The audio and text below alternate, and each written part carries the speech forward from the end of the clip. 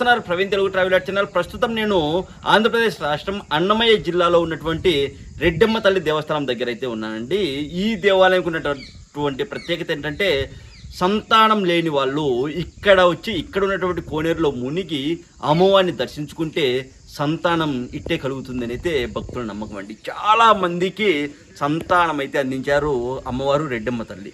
అయితే ఇక్కడ మరో ప్రత్యేకత ఏంటంటే, అమ్మవారు ఈ కొండ లోపలికి వెళ్ళారు.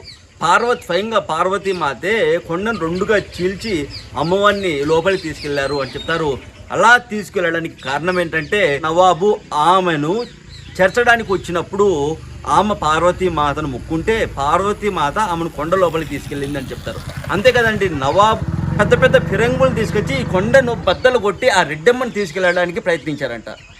అయినా సరే ఆయన ఎన్ని ఫిరంగులు తీసుకొచ్చినా అన్ని ఫిరంగి గుండ్లు అయిపోతున్నాయి కానీ